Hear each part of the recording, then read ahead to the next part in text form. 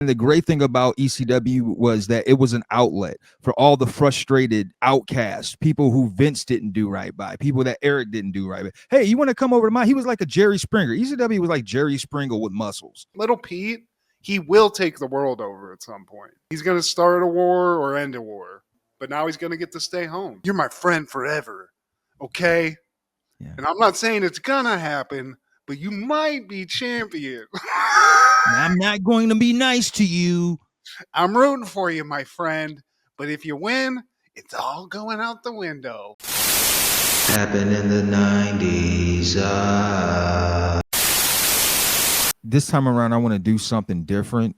And this is going to be a reaction bit for Matt. This is something I've seen quite a few times over the years, but I'm genuinely interested into how you'll respond to this. This is a video that, I don't know, it precurses the greatness of Steve Austin. It's basically the connection from WCW to WWF. He had like a slight sojourn, as they say. He had a cup of coffee in ECW, a real brief stint.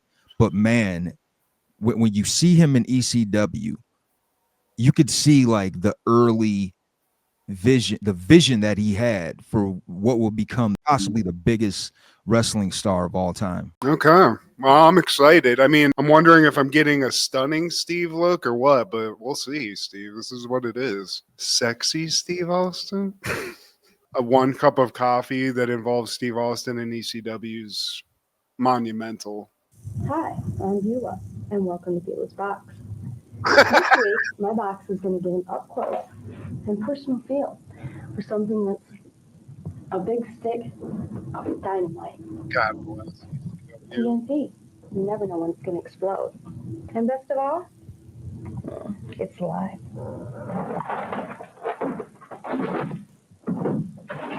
Hello, everybody, and welcome to Monday Night Raw, where the big boys play with each other. I apologize for the balloon. I had to fire the pyrotechnician guy because he couldn't show up. I did it over the phone, no less, but I had to fire him. Okay, right here with the big boys play with each other on my right, as of always, Bongo. Bongo, how you doing? Okay, the Brain couldn't be here tonight. Head over here to where the Brain's supposed to be. Brain couldn't be here, so I had my secretary leave a message on his answer machine, and when he calls me, I'm going to fire him on the phone just like I did Austin. Because that's the way I deal with people. I'm not a very brave man, and that's the bottom line. Okay, big show tonight. Like I said, if you're watching another channel, get over here. If you're thinking about watching another wrestling promotion, don't do it because this is the only one that's live. Okay, big main event tonight. Never before seen on TV. The most dangerous match in the world. And you're going to see it right here on Monday Night Will. Oh, yeah. Yes, right here on Monday Night, bottle of Geritol on a pole match. First time ever in the world. You're going to see all the old codgers here in our organization, and they're going to be scrapping around and using their walkers, trying to keep the dentures in, and they're going for it because this is the hottest show on TV. Brother, this is the bottom line. We're number one. Did I repeat that I already fired the Brain over the phone? Oh, yeah. This is where the big boys play with each other. Oh, yeah. And I tell you that we're number one. Okay. I'm going to go. Okay. The cameraman's coming. We got to go to a break. I'm going to tell you right now. I don't know the names of any of the holds, but I'm going to sit here and bubble around and bubble around. And if I put you to sleep, if I don't put you to sleep, the matches probably will. So bear with us. This is Monday Night Raw, and we're live. Yes, dude. Geritol on a string match. I love it. Dude, I mean, it's funny when somebody that's just like a scary looking person is hilarious as fuck. I mean, obviously, Steve Austin's got a great sense of humor. That's fucking great. And, you know, knowing what we know now, it makes it even more brilliant because the story goes that he got fired via fax machine. Wow, that's balls right there. Yeah, and he felt like that was a cowardly way of doing it. I mean, rightfully so, it is. And so obviously he felt a certain way about that, man. He left WCW on not so great terms. Paul Heyman, who he knew from his stint in WCW, he threw him a bone, like, hey man, you want to come join my federation and see what you can do? So he's like, sure. And the great thing about ECW was that it was an outlet for all the frustrated outcasts, people who Vince didn't do right by, people that Eric didn't do right by. Hey, you want to come over to mine? He was like a Jerry Springer. ECW was like Jerry Springer with muscles. Come over here and hey, you can also talk shit if you want to. Yeah. Like, please talk shit openly about these federations. That's Right. great, dude. Stone Cold Bischoff. I love that. By the way, we're live. I forget to tell you we're number one. This is where the big boys play with each other. Bongo, get the hell out of here. Brain, I already fired Brain over the phone. That's how I do stuff. That's Oh. great, Steve. That's a good one. I've never seen that. I love that. That's just one of the best promos I've seen, honestly. Easily, man. You see the genesis of greatness. This is Steve G and Mad G with Happened in the 90s, a show where we talk about what happened in the 90s. So get out your Cisco CDs and your 6 Sense tapes. And everybody, if you can, do the bot man. Shake your body, turn it out, you bad man. Front to back to the side, yes you can. Everybody in the house, do the bot man. Everybody, if you can, do the bot man. Shake your body, turn it out if you're a bad man. Front to back to the side, yes you can. Everybody in the house, do the bot man. Remix. Slightly better version, Steve. Thank you. Today, my friend, we're talking all things December 4th in the 90s.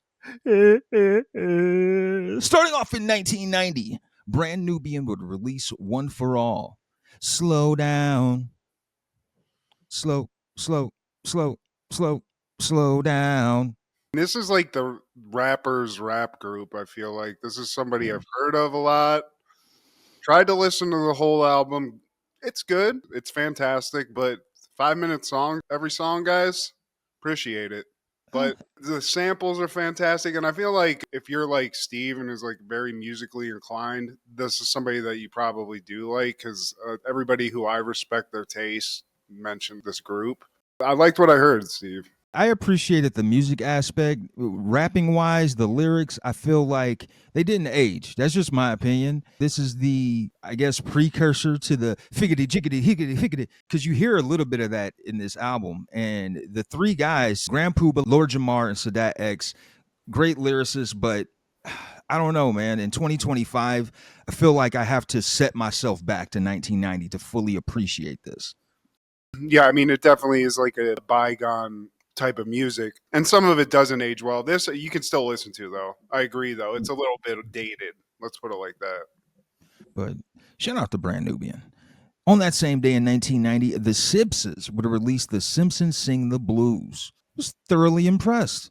We mentioned it quickly, but like the surprising quality of this is great. Very R&B like swerve too. It's got like sort of a new edition-y sound to it in a lot of ways.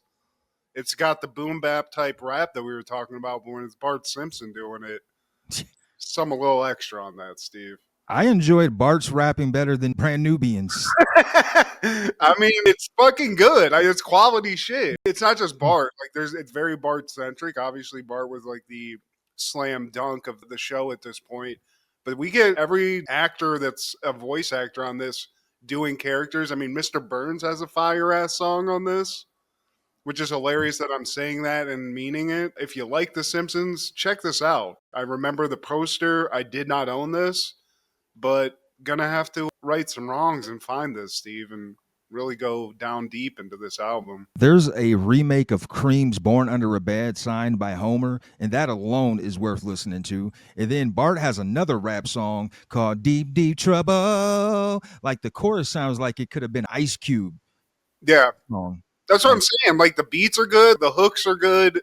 It's just the Simpsons characters doing it. So whoever ghost wrote this, made this, produced it. I think David Geffen had a damn hand in this in some way. So they were putting a lot into it. But you mentioned too, Look at These Idiots, which features Mr. Burns. Fantastic. And I like how they mix in a couple samples of like just sounds from the show, you know, a Mr. Burns quote. Bart saying something he said in the show. They'll throw a sample in that and it's part of the beat. So I don't know if they had Fruity Loops back then, if that was who was making this, some guy that had Fruity Loops and a bunch of Simpson sound effects, but I'm digging it. Even Lisa, she has a number of her own called Moanin' Lisa Blues. And that hits. It's got like a Etta James feel to it. Well, I feel like the one that you mentioned, Born Under a Bad Sign, is it BB King like part of that song? Like they got him to do part of this. So it's like Yeah. they had like Hall of Famers throwing some help at this. And I mean, for what it is, it's surprisingly good.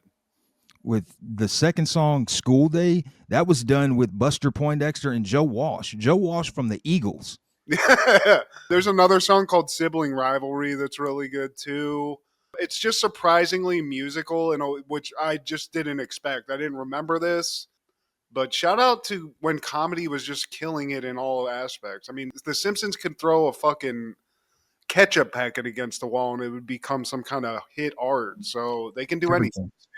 They were at the level of Turtles, of Teenage Mutant Ninja Turtles, man, because you got to understand, this was 1990 when this album was released. I think they're still in their first season. So this speaks on the Simpson mania when it first started. You know, just like the shirt you're wearing, man, you saw Bart everywhere, whether on a t-shirt, a poster, the front of a magazine. And then I could also compare Bart to Urkel around this time. Absolutely. Dude. I mean, this was a top 3 on the Billboard charts, this album. So, I mean, people were loving it no matter what. They wanted whatever they could get Simpson-wide. And, I mean, to be honest with you, Steve, I'm going to have to go back and ask my parents, but I'm pretty sure that when this came out, they did some sort of live, like, tour of where they, you know, guys in suits had, like, Simpsons shit on, and they did these songs. I'm pretty sure I went to that. The musical? I think maybe it was Simpsons on Ice. I don't know what it was, but it was something live, and they did the Bartman, and that's how big it was, man. Like you're right, Turtles. You couldn't throw a rock and not hit somebody that didn't like the Simpsons, or for some reason, oddly enough, I had a lot of friends whose parents were so strict they wouldn't allow them to watch the Simpsons because it was too naughty. So it was everywhere, Stevie. Either you wanted to watch it and you couldn't, or you were watching it and you were loving it. So, and to this day, which is even crazier. When did this come out, Steve? 90? 90. Where are we at now? 35? We're almost, shit, we're going to be dead and the Simpsons are going to be still going. Yeah, with AI, anything is possible. Word to Kevin Garnett. In 1992, The Distinguished Gentleman premieres.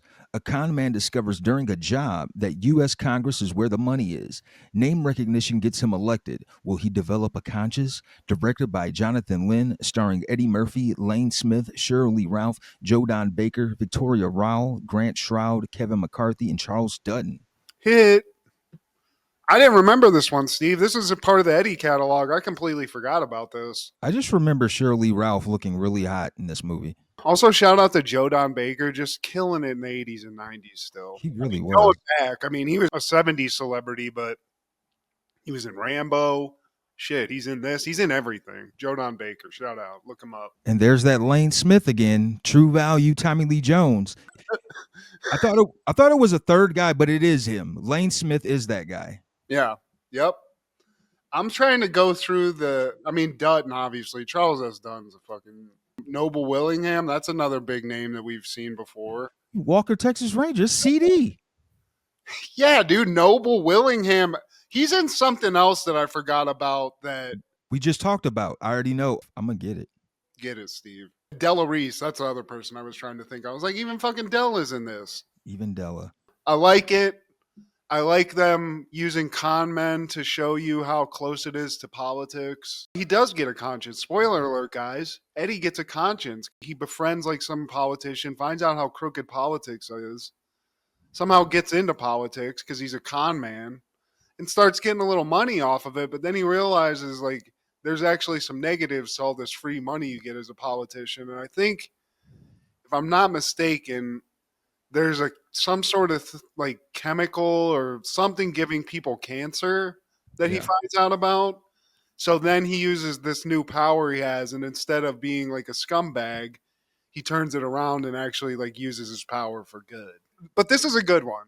I don't think this is kind of like remembered as big as some of those other movies you named in the Eddie catalog, but No, it's I not. dug it. And I mean, you can watch it for free, guys. And Noble Willingham, he was in Mice and Men. That's the movie we talked about recently that he was Okay. in. There we Yeah. go. But I actually didn't enjoy this movie, man. Like, it was kind of, if we're comparing Eddie movies, man, especially from this era, you know, you got Boomerang, you got Another 48 Hours. And I mean, this one, because this is actually the first movie since The Golden Child that he didn't write. And that maybe that has something to do with it, man. That makes sense. I like it when, I don't know. I like a good, like, political spoof. You know, Bulworth is kind of a weird movie too, but in the same way I like that, I like this. But I can see, especially when you put it up against those other movies that you said in his catalog, it's like, I mean, there's a lot of great movies that couldn't go up against those. You know what I mean? But I get it. And if he didn't write it, I mean, that makes a lot of sense why it's not as good as those other ones too. You know, you're not getting the full Eddie. That following year, 1993, we would lose American singer, songwriter, guitarist, and producer Frank Zappa at the age of 52. Zappa. He left some weird named kids, though. Dweezil Zappa and somebody else. I think Moon Unit. That's great. Don't know a lot about the Zappa clan, Steve. Educate me, like the audience. Give me a little education on the Zap. Honestly, man, I wish I could. I just know he was an eccentric guy. He's one of the few people banned from SNL, along with our guy Martin Lawrence, because you know I watched that episode. It's from the original cast, and he was just hamming it up, breaking fourth wall, looking into the camera. And I know more about that than his actual music. What I got from that is like a rock jazz fusion, kind of fishish, bordering Grateful Dead like. You know, and I could be wrong. All right. Well, yeah, he was just never my thing, but he was always somebody named, you know. And like I said, he had some kids that kind of like made it into our visibility a little bit. I don't know. It wasn't necessarily because of the music. I mean, rest in peace, Zap, Frankie. And I just know that Dana Carvey plays a great impression of him. Okay. Well, that tracks. Yeah, I gotta show you that one. But that following year, 1994, Pete and Pete is airing season 2, episode 13, Sick Day. Little Pete fakes food poisoning in order to stay home from school. As he ventures around Wellsville, he begins to realize that there's a whole different world than meets the eye. I love this episode, Steve, and I think this is another representation of why this show is one of the best kid shows Nickelodeon created. To me, it's one of the best kid shows from our generation. And it captures the magic of being a kid in a great way. Sick days when you were a kid, it was the shit, man. And I loved faking sick. So this was right up my alley. I understood every aspect of it. But it also shows like the other side of calling in sick. Because for me, yeah, it feels good, you know, to not have to go to school. But at the same time, I'm thinking, like, man, when I do come back, is it going to be double the homework? I wonder what they're doing. I wonder if they miss me. I wonder, like, if it's a movie day. Damn, I missed out on a free movie day. You know, so I'm also concerned about that. I'm always thinking about tomorrow. Yeah. And on the other aspect of this, we got Big Pete initially just trying to ask somebody out on a date he's been trying to hook up with for a while, a friend. So I get that too. We got a lot of fun stuff on this episode. Sick days. And a lot goes into it. So right away, we get Big P kind of giving us these explainer narrations at the beginning. He explains that, you know, in Spain, it's Dia Infierno, sick day. In Hungary, it's bed take nap. It sounds like bed take nap. I don't know what he's saying. If you're sick, staying home can save your life. But if you're not sick, Steve, it's the best day. And you might learn a thing or two, just like Little Pete. There are no breaks, no vacations, no holidays between President's Day and Easter. So during that period, the students are struggling. Only the strong survive, like Monica Perling. She uses her skills as a Cub Scout to find nutrients, the essential nutrients. Then we see that the teacher is LL Cool J. LL, I forgot he was one of the cameos in this. A lot of cameos, but didn't realize that. He's a very cool looking teacher, Steve. I gotta say that. It's LL Cool J. He looks cool everywhere. But along the way, Lil Pete, as he's shuffling through his thoughts, he's like, man, this sucks. I can't wait for another holiday. Then he has a revelation. Sick day. Sick day. Hell yeah. And we get to see the logic of a kid, Steve, because first item on a sick day plan, you got to come up with the excuse that's going to get you the sick day, because that's barrier one. You got to let the guardian, they got to sign off on this. So he's sitting there talking about it with Big Pete because he's open. I like this. I like the brotherly camaraderie where he's like, look, man, I'm going to do a sick day. I like that. Big Pete's like, how are you going to pull this one off? And he's like, you know what? I'm thinking of going with the big dog, food poisoning, you know, because there's cold, there's flu, diarrhea even, right? These are easy ones to do, and I tried those, but sometimes it doesn't work, you know? Big Pete's like, man, food poisoning, that hits all 3 U's, and the 3 U's are unusual, unpredictable, undetectable.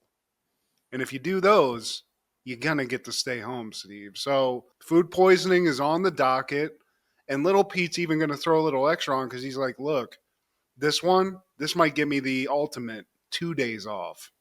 Yeah. Watch. At first, Big Pete thinks it's impossible, but then he thinks about Lynn Tinglehoff. He used mind control to keep his temperature at 101 for 3 days. And then there's Margaret Stagg. She epoxy glued her lips together, and she had to eat lamb chops through a straw. And then there's Dewey Munson, who faked his own death and changed his identity. He was last seen in Flagstaff, Arizona, Steve, living with his uncle and aunt. These kids are legends. Pete's trying to get up into that echelon. So he's got his big brother in cahoots at this point. So now it's on to how to pull this off. And the operation, Steve, Operation Tapioca. He's already thought of this. So in order to do the food poisoning, he's secured a Fugazi tapioca pudding label with an expiration date far back. So this is well beyond something even I did. You know, Empty can. an empty can. So he's going to trick his mom into thinking he ate like month-old tapioca. Me, I would have just taken a hot tea. My throat's hurting, Steve. Throw the thermometer in the tea for a couple seconds. Get it going up to close to 100. Put it back in. You got a fever, Steve. That's how Matt did it. Or near a light bulb. Operation Tapioca. They wake up. Big Pete gives him a little zzz.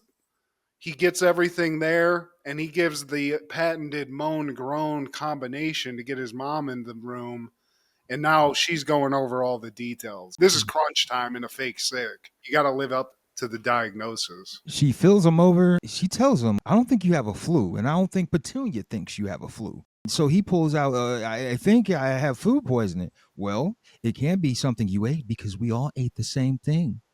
Oh, yeah, but I might have been that tapioca I ate. And she's like, wait, what? I snuck some tapioca, Mom. Because they planted this fake can, Steve. So she finds it, and it works. This kid's a fucking genius. Little Pete, he will take the world over at some point. He's going to start a war or end a war. But now he's going to get to stay home. Really leaning into this act because his mom comes back. She's like, I talked to my sister and I'm not going to go to that baby shower after all. And she talked to the doctor and he said you might have mild food poisoning. So Pete's like, what? We were going to learn negative fractions today. Those negative fractions are going to have to wait. Mom, I just really wanted to go to school, but I guess I can stay home. But you don't have to stay home too. I mean, I don't want you to miss the thing. And she's like, well, no, I can't leave you. He's like, I won't be alone, Mom. I've got the fractions to keep me company. So he even gets his mom to be like, you know what? You're right. I'm going to leave a little something here for you to eat. I'm going to go to this baby shower. Take care of yourself. So now he's almost got a little Ferris Bueller's Day Off situation going on, Steve. He's free. And word gets out throughout all the staff in the school. And LL, he is playing Mr. Throneberry. And when he finds out, he wants to throw a luau. He's got plans for Hawaii. Hey, everybody, we celebrating this weekend. Lil P ain't even here. Yeah, and I mean, they reveal the adult handbook that they have to figure out the secret code to announce that Pete's not coming to school. It's that big of a deal, Steve. It's in the book. So after that, they announce it. every adult in town, especially in the school, is just celebrating the shit out of it. You know, and I assume that's kind of what happened when I didn't come to school either, Steve, if I'm being honest. You know, it's a day off from that nightmare. So everyone wins. And now, you know, Pete's left to his own devices, and he's kind of discovering those things you never notice, you know? If you don't stop and smell the roses, Steve. Mom's gone. So Pete's walking around the house, and it's like everything's beautiful. The way the dust is kind of catching the sun, that's beautiful. The sound of the fridge making ice cubes and all that clinking and clacking, he doesn't hear that during the day. It's beautiful, Steve. As he's eating a bowl of cereal, he sees a piece of cereal shaped like President Eisenhower. So what does Pete decide to do? Stuff his nose with the Eisenhower cereal, but now he can't get it out. Yeah. And just then, he's like, what am I going to do? The meter man comes, Steve, and another cameo, Chris Elliott. Cabin boy, he shows up. He just walks in, and I don't like that a meter man's just coming into your house like that, but that's Ray the meter guy, Steve. Him and Pete know each other. Pete asks about the marshmallow. He's not really fazed that Ike Eisenhower's in Pete's nose. Then they go down to look at the meter, and Ray has this weird power, Steve, where when he reads the meter, he becomes the meter, and he sees into the future. He sees Martin Van Buren, the 8th president, appearing in this meter, and he says he's going to lead you to the promised land, Pete. He's like, he's not going to lead me anywhere. I'm not going anywhere. I can't be seen in public. I can't ruin this scam that I got. But Ray's like, look, man, the meter's spoken, okay? I can't explain what I see. I can just tell you what I see. Because he goes into like a trance looking at this thing. So Ray leaves. Pete's searching around the house. He's not going outside yet. And he's kind of stuck to that rule until he sees almost like a holster that's in his house that has this remote in it. And it's a remote to his garage. And it's actually apparently the most powerful garage door opener known to Wellsville, I guess. It's called the Excalibur 2000. Usually Dad's the only one that can touch this thing. There's too much power, Steve. You could open up a fucking hole in the earth if you pointed it right, but everyone's gone. So Pete's like, you know what? Fuck the rules. I got to get this thing going. I got to test this thing out. And going outside on the sick day, it's the cardinal sin of sick days. Pete, though, he's seen the Excalibur commercial way too many times to not try this. As he goes outside, opening garage door after garage door, he comes across the mail lady, played by BB Newworth, a.k.a. Baby Mama. Lilith, a little phrase. Dude, this is a cameo-rich episode of Pete and Pete, but another adult that's fully cool. She's reciting her memoir into like a voice recorder. Pete sees her because he's up in like a tree or something doing X Games moves with this fucking remote. I think her name's Mailwoman McGinty. Basically, they talk, but she's just cool. And she's like, look, if I see any adults out while you're out, I got this flare gun. I'll shoot a flare off for you. So, hell yeah, fucking Mailwoman McGinty. Not being a bitch. Not threatening to call the cops. Now, Pete, he really wants to do some hood rat activity. He's already outside, but he wants to test the waters. So he approaches the school. He looks through the window of his classroom, and he's seeing that his buddy Clem, he's just turned into bearded goo. Yeah. Everyone's deteriorating. That kid that was licking desks for nutrients, she's still just like capturing whatever she can to survive.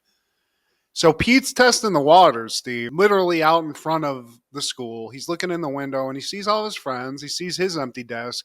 And then again, he notices something that, you know, he never usually pays attention to. This kid, Glenn, Steve. Glenn's a weirdo. He's one of those weird kids. This kid constantly eating plaque candy, which is disgusting because it basically just turns all the plaque on your teeth pink. So he's constantly like looking like he just bit into a fucking tampon. But Pete's like, man, this kid's, what is it? What is this Glenn kid's deal? He just becomes kind of not obsessed, infatuated, I guess would be the right word with Glenn. All things Glenn. I find him captivating. And then Pete, he's spotted by the bus driver who blows up the spot. He's like, hey, everybody, yeah, look at Pete over here. Yeah, he's outside the school. Look at Pete right there by the school outside. This dude's a jerk here. It's like, what are you doing, dude? But he didn't know, because when Pete goes in, he's like, "Look, man, I called in sick, man. You fucking up the church money." It's like, "Oh shit, my bad, dude, my bad." He makes it out. He's like, everybody, it's cool. Nothing going on out here. Yeah, No that was a squirrel. terrorists. Yeah, that was some whatever.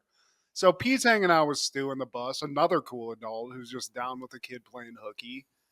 I want to believe that I would be cool with this too, Steve. I want to He's be. Otto. Yeah, exactly. He is kind of Otto. Not as hippie, not as potheady. Wellsville version. Yeah. Exactly. And Pete's like, dude, I'm off today, but like, what do you do all day? You just drive us around before and after school. And he's like, he just starts opening and closing the bus door, and I guess that's all he does. Technical stuff, Steve. Technical stuff. You Yeah. wouldn't get it. Pete asks him like, hey man, we ain't got nothing to do. You want to drive me around for a little bit? And again, Stu, cool dude, takes him on a drive. Even though he didn't know Glenn, he knows where his house is apparently, because he has Stu drop him off at Glenn Worrell's house. But it's now 2:00. Pete needs to look around. He needs to unlock the mystery that is Glenn Wordle. But Stu has to bounce because it's Stu. He can't fuck up the gig. He's got to get back to school. So Pete goes into like the garage of this kid's house, which is kind of weird. It's just a kind of a B&E situation, or at least some trespassing.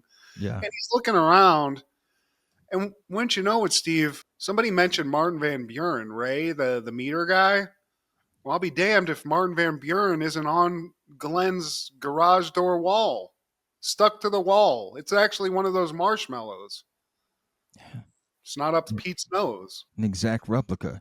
But Mom is returning home. So bus man, he signals the meter man, who signals post lady, who shoots up that flare that alerts Pete. I love it, dude. It's fully on. It's the end. He's got to rush home. But before he actually kind of gets into that, he actually crosses paths with Glenn, Steve. It's this whole like circular thing. It all connects. Turns out Glenn's kind of a cool kid. He enjoys shoving marshmallows up his nose. And he even points like, there's only a little bit of Ike hanging out of Pete's nose. And he's like, hey, is that Dwight D. Eisenhower hanging out? I got him stuck on my nose 2 weeks ago. Yeah, dude, I had a Truman. And even as a solution to get it out, he's like, you just got to get some static electricity. You touch a doorknob and that fucking thing shoots out. So Pete's like, you know what, dude? You're pretty cool. And thanks for the plaque candy. Gonna give that a shot when I get home. As Pete's rushing home, I love the disgusting plaque candy smile that Glenn gives him.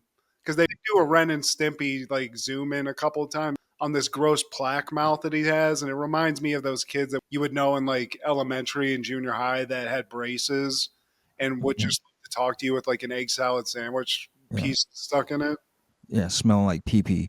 Yeah, he runs home and he does the static electricity method where he rubs his feet on the rug and then touches a doorknob. And Big Pete is here at this point. He's home. And Little Pete's like, hey, man, get out the way. You'll thank me later. So after the static electricity thing, he shoots Eisenhower out his nose and it lands right on the wall. Just missing Pete. Big Pete. Almost took his eye out. He's like, I'm home free. I've covered every box. And then he realizes going through his pockets, he kept the damn Excalibur 2000 garage door opener. And worse yet, he left his garage door open. And if his mom sees that, she's going to know. She's going to know he was out.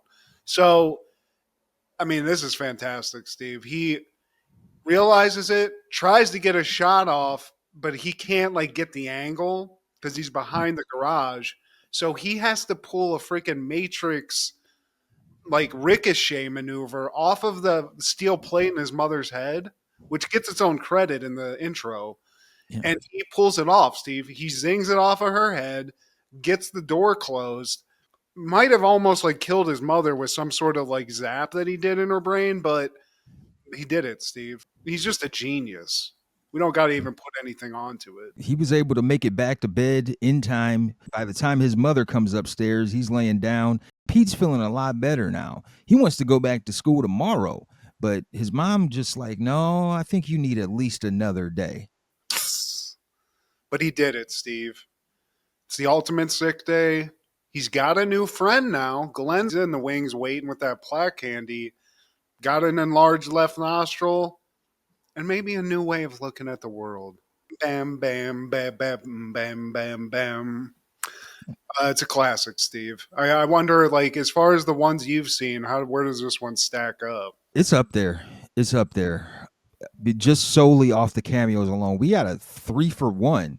Usually in an episode, we might get one cameo, we might get, maybe two at best. But this one, we got a 3-piece. Yeah. And one that even a huge Pete and Pete fan, I didn't remember LL Cool J had anything to do with this show. So shout out to LL. Yeah, man, one of the goats.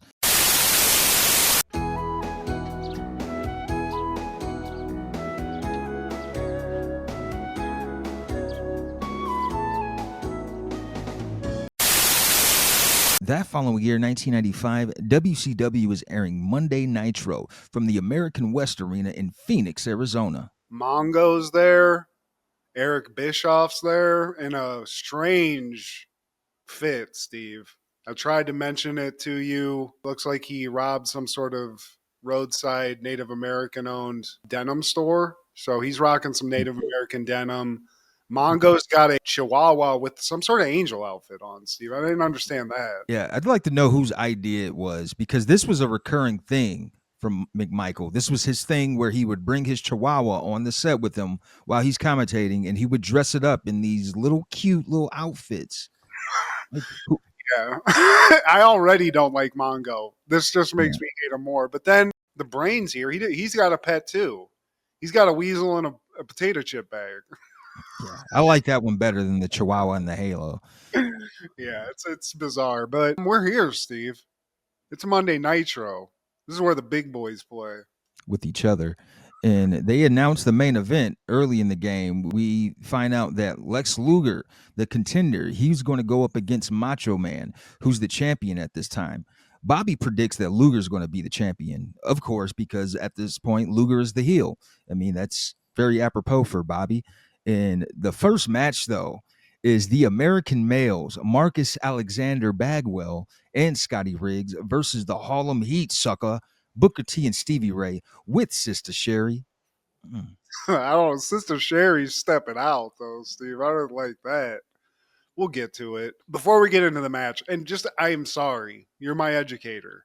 Scotty Riggs, know the name. It's not from the American males. Why do I know Scotty Riggs' name, Steve? Who else? I mean, he played a guy named Scotty Riggs. Was he in Raven's Flock? He was in Raven's Flock as Riggs. Okay, there we go. That's what it was. I was like, Scotty Riggs. Because at first I was thinking of Scotty Too Hottie, and that's not this guy. But I love a nice Marcus Alexander Bagwell appearance before he became buff. He is buff, but I mean, theme song, I hate it. We're the American males, American males. We're the American males, American males. It's not good. But that's why they're going up against Harlem Heat, Steve. Booker T, Stevie Ray. They're not whatever they were calling them before this. Kane and Cole.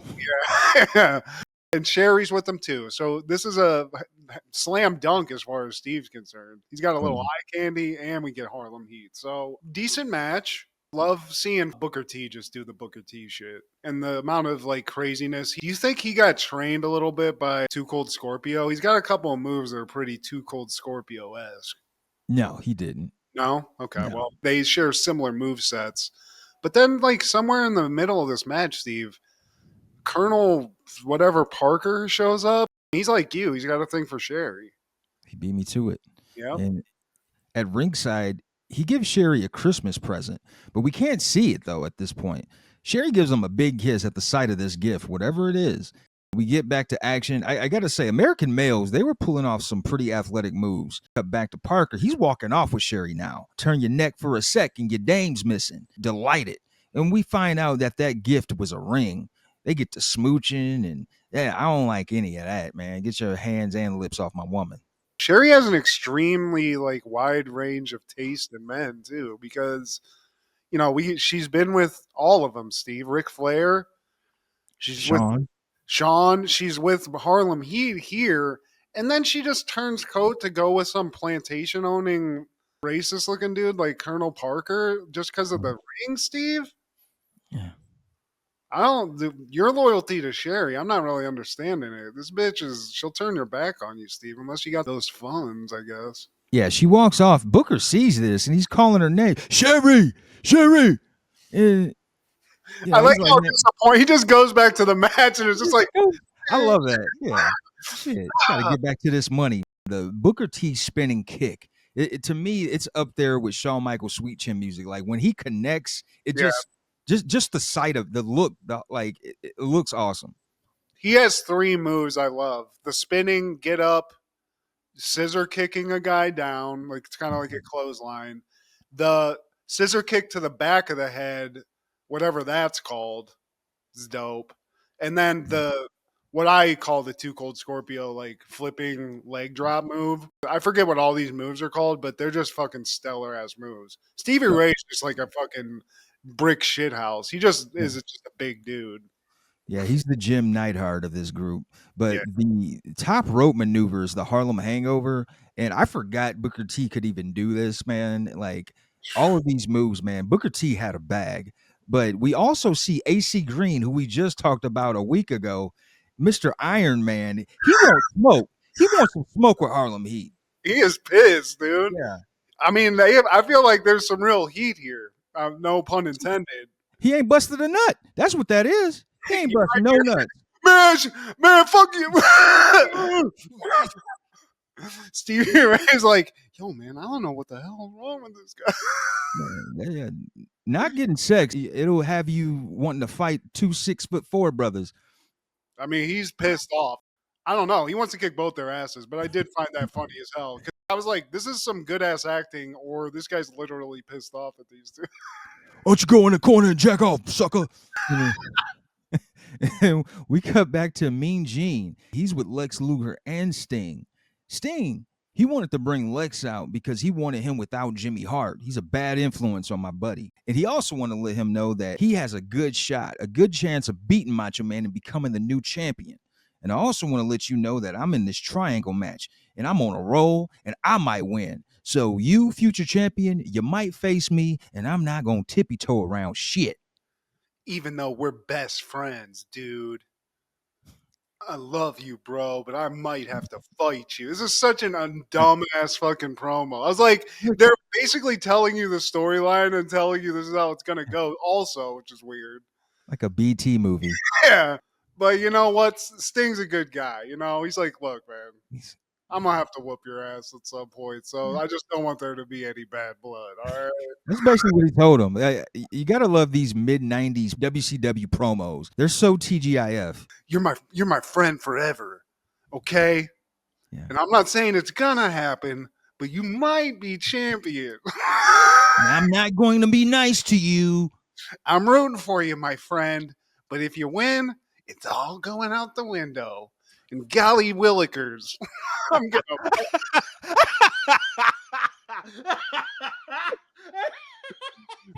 It doesn't make any sense. And also, it's like one-sided because you know whoever was like planning this is like, look, we can't have Lex say more than like 5 words because he's gonna fuck it up. So we gotta just like keep it long, Sting. Stretch it out a little bit. By golly. Shucks. You know, Brother, I'm telling you right now, if it wasn't for the good Lord and all these great Christian people in this audience, yes. I'd throw 5 across your face. Right, Phoenix? Right? Some pretty women in the house tonight. The best town in all the world, Phoenix, Arizona. Yeah, where the Suns never win. And I guess this serves as his intro, man. We don't even get the man called Sting. Down. He just goes from actually they do. I guess they do cut that after his little promo, but we don't get a full walkout. No. And this is Surfer's thing. We want that. We want the woos. We want the connection with the audience, Steve. He's connected with Phoenix at this point. They could have done right by him on that theme song, man. He didn't ever get a good theme song. I'll be honest. That's one thing Sting was lacking, but he didn't have the music talent that WWE had. Even Mark Henry had a banger of a fucking theme song. Sting, nothing. And he's going against somebody, Steve. I don't remember this person. Kurasawa. Don't even know if the man's alive. I have no idea. It doesn't have a wiki. You know, I tried to check his background. He must be one of those guys from over there. He's an Asian biker, it looks like. He's just Apparently he broke Animal's arm. If I'm not there, that's what they're using as like his bona fides. If you throw a guy named Kurasawa at Sting, I think we all know what's going to happen by the end of the match, you know, and it's not very long either, I don't think. Under 3 minutes, because Sting slaps that Scorpion Deathlock in no time. And even Bobby says, sayonara. Yeah, dude, Kurasawa. I was like, who is this? Was this somebody else? I didn't really do too much digging, but yeah, I don't remember that guy. There's a lot of Asian guys that just kind of came and went, you know, they threw a leather jacket on him. They gave him a very like what's an Asian sounding name everyone knows? Kurasawa. Okay. Yeah, remember that director? All right, let's just take half of that. But this serves as like a partnership that WCW had with New Japan Wrestling. They even promote Starrcade 95 that's going to happen later that month. And even in that, it's basically New Japan versus America. When worlds collide. They kept doing like a promo for it. The land of the rising sun. There's a lot of that. And da da da da da, like that kind of music, the racist music. Pretty much, man. The next match is Scott Norton versus the Giant with Jimmy Hart and the Taskmaster. Because Kevin Sullivan, he got dressed up. He has to come out. There's one woman somewhere in the crowd that likes this. So, yeah, dude, the Giant, this is the beginning of it all for Paul White, Steve. He's getting a push. He's going through WCW like wildfire. But now he's coming up against a brick shithouse, Steve. And this is I was trying to explain this to Kendra. Don't disrespect Scott fucking Norton, is all I'm saying. You know, this guy will fuck a normal sized human being all the way up. He will powerbomb you to the grave. Yeah. Vicious and Delicious is one of my favorite WCW tag teams. But I think it was because of Scott Norton, because that powerbomb, he really got some hatred out when he was powerbombing these motherfuckers. But I was sitting here wondering, like, what is going to happen here? Because this is like two boulders just knocking into each other. But this is, I feel like, one of those where they're like, oh, you think the Giant, anybody can stop him? Well, we're going to throw the biggest dude, and he's just going to just manhandle this motherfucker a little bit. I mean, Scott Norton gets a couple of blows in, but this is to show how powerful the Giant is. Yeah, it helps sell the mystique of Paul White. But I do like how Scott Norton gives the Giant an atomic drop. Like, that took some strength, man, to raise this man off the ground and drop him on your knee. Like, my knee would be swelled for the next 3 days. I always wonder how they pull that off in general because, you know, you're carrying like a heavy box and sometimes you like have to like get it reset. When I do that and it lands on my knee, I'm like, oh, fuck.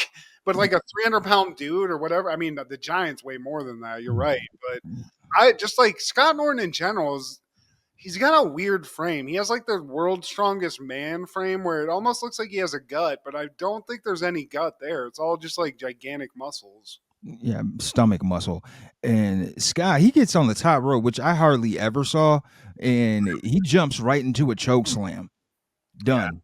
Yeah, it's done. It's over with.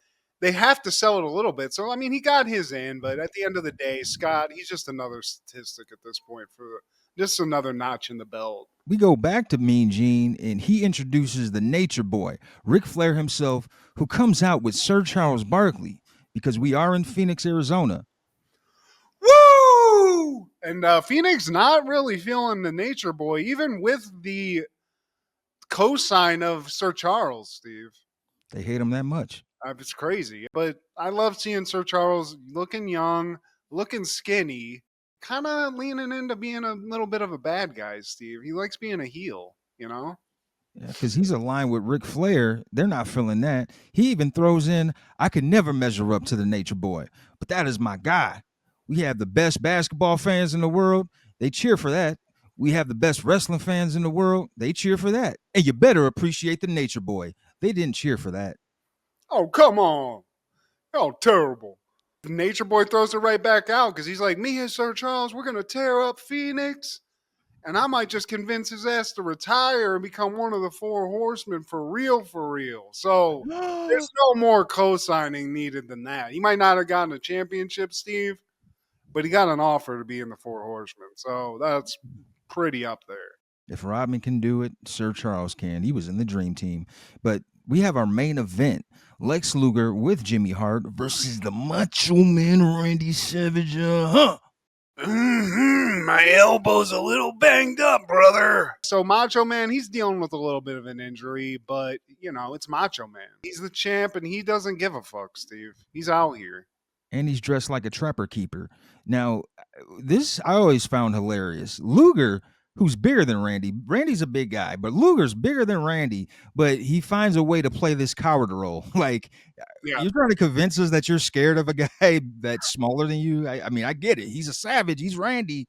But come on, Luger, man. You roided up, man. You punch a hole through the wall. I'll tell you what Luger does best, Steve. I was laughing my ass off watching this. The guy to sell being hurt screams. Yeah. So, it's constant. It's constant noise. He's devoted. I'll give you that. He can't talk like at all, but man, he sells pain with some screaming. I was loving it. And man, man, we find out that Hogan, the Giant, and Ric Flair are on probation for whatever reason. Like I love these storylines. I like the explanation too. They're like, everyone came into Phoenix. The business partners came in. They put them on a probation. It's like, what the fuck is this? Flair come out too? Yeah, Flair comes out, but first Randy, he hits a flying elbow on Luger, and he goes for the pin, but of course the ref is either out or distracted. So while he's pinning him, he hears Jimmy Hart at the apron. He gets up, drags Jimmy Hart into the ring, and before he pummels Jimmy Hart, Ric Flair comes from behind and hits him with them brass knucks. He's got them knucks. Yeah, he gets them solid too. So Jimmy Hart's like, thank you. And he starts like setting up the win here and putting his guy on top. And I do like Flair's just doing his thing down. He doesn't give a fuck. He's jumping off ropes and stuff. He doesn't give a shit. And then Hogan comes out, Steve. He's on probation. He can't be doing any violent shit, but he's out here, Steve. He doesn't give a fuck. And aside from his awful theme song in this, when he was in WCW at the first, I don't like this wispy half facial hair look that he has either. I don't like that. It's not powerful, and it makes him look weird. Yeah, that's not the Fu Manchu that we're used to. No, I just can't take it. But he comes out. He gets in the mix. Sting comes out because when Hogan gets into the ring, he's trying to break it up and save his brother. As he's winding up and about to hit Luger, Sting just appears right in front of Luger, and he gets clobbered by the Hulkster, brother. Just to the chops. So now we got Titans right now that are now conflicting, Steve. I mean, there's a lot of talent in this match. Not Luger, though. Luger's just there. He's included. But now it's Sting and Hogan. And Hogan's like, I don't give a shit about this probation. Yeah. He even said that.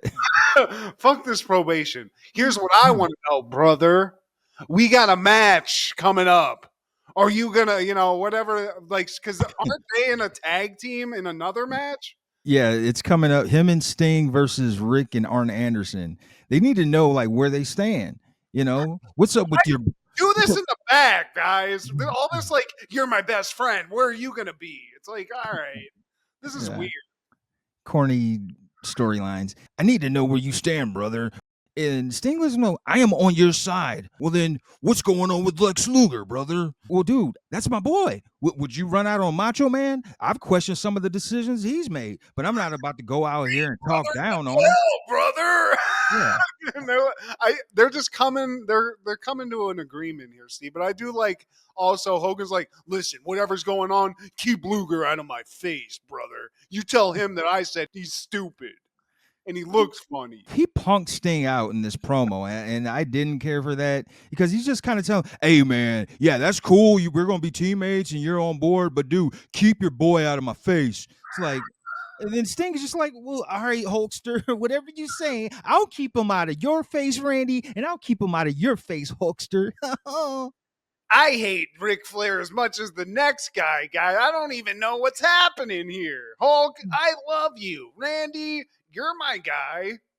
Lex, I love everybody. Phoenix, you're great. I'm out of here. Yeah, Sting is really John Kerry in this fucking promo. Like, He's a fucking politician, Steve. He's surfers thing. He wants everybody to just enjoy some tasty waves, you know? I like you, but sometimes I don't like you, but I love you, brother. But Bobby, when they cut back to commentary, he even says, like, man, that wasn't even a real handshake. They bullshitting. Hogan doesn't even trust Sting. Sting doesn't trust Hogan. And Randy can't trust either one of them. And we're all going to a hotel tonight and getting booked up in Phoenix, Steve, because that's really what it was all about. Kevin Sullivan's got the bag, so they're just waiting to go back and do some coke with that little demon. But you know somebody who probably didn't watch this in 1995, Matthew? I don't know, Steve, but I'm getting real fucking... Probably American wrestler Little Beaver. No! Yeah, man. No, I know. Little Beav? I know, right? Well, what did we do? We didn't leave it to Beaver, did we?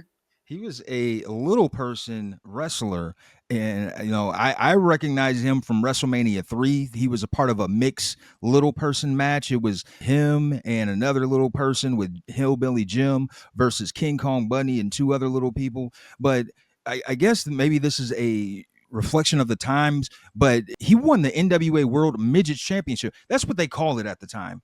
The World Midget Championship, and in Pro Wrestling Illustrated in '73, he was voted Midget Wrestler of the Year. That's in print. You That's can't in print. for saying that. WMC, the World Midget Championship, we were all wondering who that was going to be. So who was this guy's name again? Little Beaver? Little Beaver, Little born Beaver. What was his name? What was the Christian name, Steve? born Lionel Jarreau. That's a very black name. That was not the name I was picturing for Little Beaver, but shout out, man. Yeah, we lost him at 61, man. You won at life for a little person. 1997, the NBA suspends former Golden State Warriors guard Latrell Sprewell for 1 year after attacking coach PJ Carlesimo. I love me some Latrell Sprewell, Steve. I love them even more after this. Yeah. He doesn't take a lot of fucking guff, I'll tell you that. You talk shit to this guy. I guess PJ was a little saucy with the players. I'm glad you said that. For a guy that looks the way PJ Carlesimo did or does or whatever, strange he would be this much of a shit talker, especially to such large dudes. Yeah. And that, didn't really pay off too well for him. Fafo. He was talking high power, and I remember when this happened. I think this was our freshman year in high school, and the narrative was that Sprewell was this big meanie that just couldn't control his actions, his behavior. But no, man, with the advent of YouTube, you can watch other players' perspectives who were teammates with him, and they even said man, PJ Carlesimo was doing the most. He was talking high power to Sprewell, and dude just had enough. And coming from somebody who had a shitty coach, who really daydreamed about doing some shit like this, I get it, Latrell. I fucking get it. I think it did kind of make him more of like an NBA folk hero a little bit after he left. Because, he went to, the Knicks? The Knicks, and they went to the finals. They lost, but, he was the leader of the team. But I think he kind of got embraced. This guy does not take shit kind of person, too, once he got there. But yeah, this was huge news. I remember this being on ESPN, SportsCenter, announcing it. It was crazy. They did have this weird spin on it where he was this uncontrollable monster of some kind. But I always love, it kind of also gets lost that he did this. They threw him out of practice, and he came back and tried to beat his ass. So whatever Carlesimo was saying, he couldn't get over it. He choked his ass, tried to clean it, cool off, and came back and tried to beat his ass and throw punches. So yeah, and I'm here for that. Fuck you, PJ Carlesimo. Fuck a bad coach. And what did PJ Carlesimo ever do, Steve? Did he win a championship? I don't believe so, man. He went and coached some other teams. Maybe he did win a championship. I'd have to look it up. Maybe as an assistant coach or something. Well, he ain't gonna win any sort of fighting champion. He ain't in the UFC, Steve. Latrell, he went on to make some awesome rims too. So this guy, business mind, great athlete, and apparently a guy you do not want to say put some mustard on that pass. He will fuck you up. Carlesimo, he was one of the coaches on Dream Team, so that was your shining moment right there. But they could have had me as one of those coaches, and they would have gone. They were going to win gold. Shit. Yeah, they should have just made Urkel the coach, a celebrity. It didn't matter.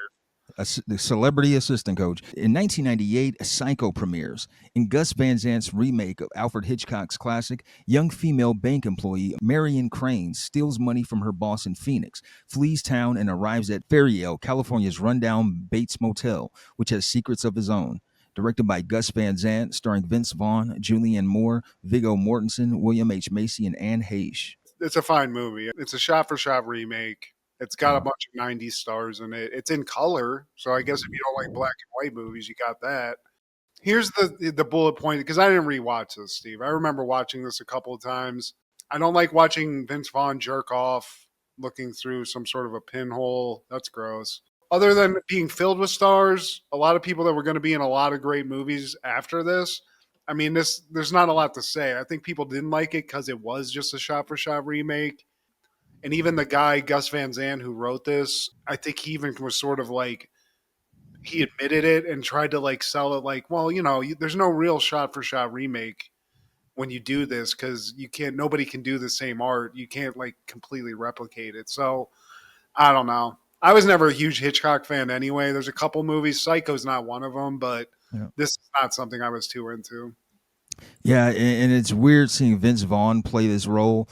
The killing scenes too, that was really weird. Oh, so Soul Train 450 says, so this is what happened to Gene Wilder and Richard Pryor. Like, hey, I'll take that. Hell yeah, dude. I'm into that. But back to Psycho. Yeah, man, I didn't care for it. Like, how could you be impressed with something that's literally shot for shot? Like, you're just doing it over in modern times in the 90s. I just don't even understand what the plan was for this, because I assume somebody was like, guys, this is a copy. You copied and pasted a movie. So I guess, this was the first one where they like just remade a movie that was pretty well known. And now we're in a time where they're just doing that constantly. So this one stunk.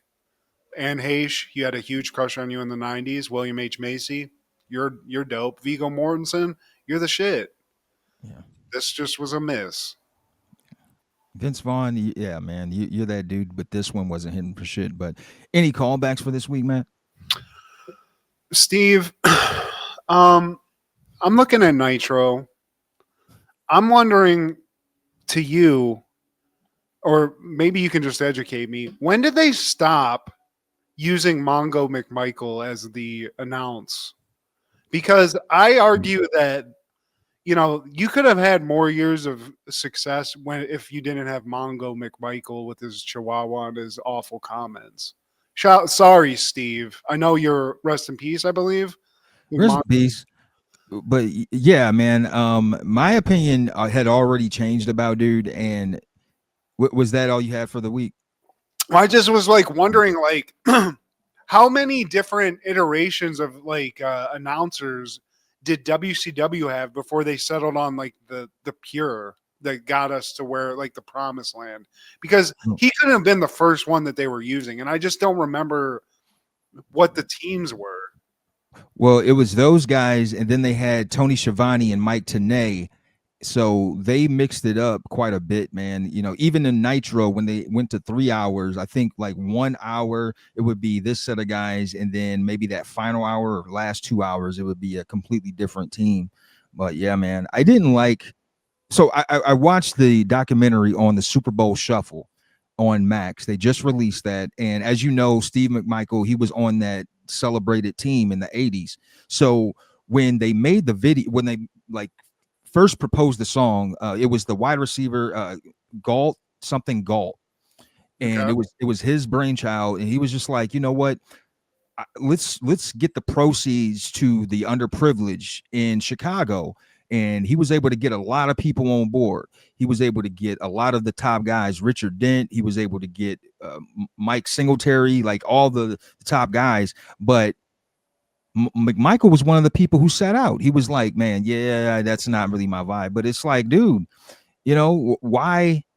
It's for a good cause. Like even Walter Payton and Jim McMahon, they eventually signed on to it, man. So it's like all these other guys, all the top stars from the team, they're on board, but for whatever reason. And so like, I wasn't really like on the McMichael train anyways, but after hearing that, I'm like, yeah, I'm kind of smooth on dude. But R.I.P. I hate to talk ill of the dead, but facts are facts. It's the truth. That's what happened. That's what one of your teammates said.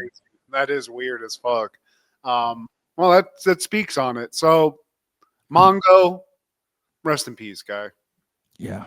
But please like, share, subscribe, and comment. Please tell your sister that she's in deep, deep trouble.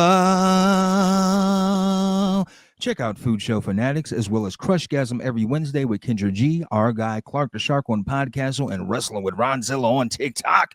This is Steve G and Matt G with Happened in the 90s.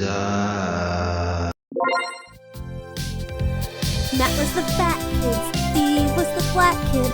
Life wasn't always great, but you know what was? The 90s.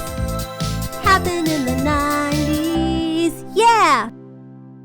We ain't here to cause any trouble.